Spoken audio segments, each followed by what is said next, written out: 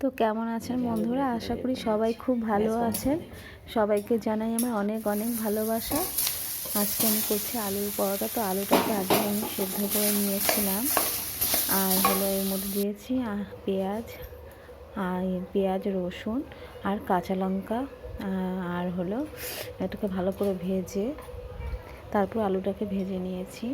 তো আমি বেশি মশলা টশলা দেইনি, কারণ বাচ্চারা খাবে তো, আর সবসময় খাবারটা বেশি সবসময় মশলা দিয়ে করা ঠিক নয়। কম বেশি মশলা তো সব কিছুই বেশি বেশি দেওয়া হয়, তো এইবার আমি আর বেশি মশলা টশলা দিইনি। তো এরকম আটাটাকে আমি মাখিয়ে নিয়েছিলাম।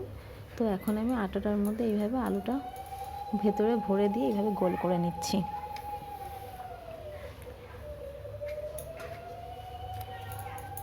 যে কটা পরোটা বানাবো সে কটা গোলকে আমি এইভাবে আলুগুলো ভেতরে ভরে ভরে মাখা আলুটাকে এইভাবে ভরে নেব।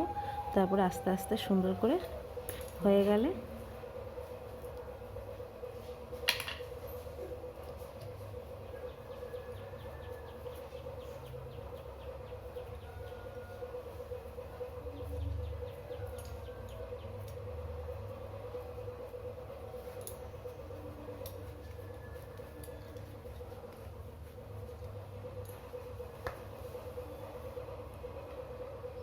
গোল করা তাওয়াটা বসিয়ে দিয়েছি, আর এখন আমি করে নেব।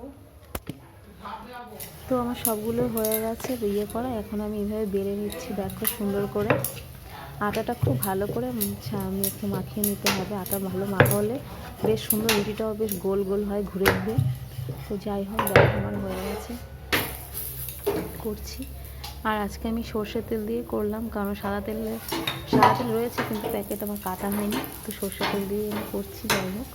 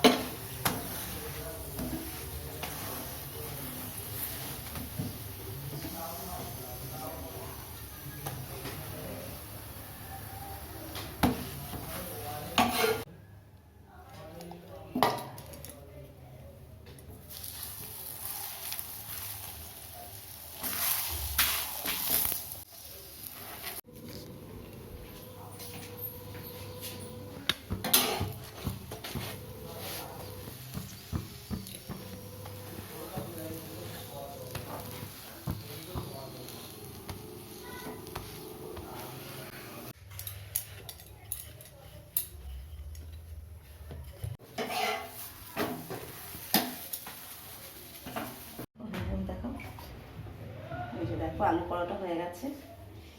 এই যে একদম সিদ্ধ হয়ে গেছে, দেখো।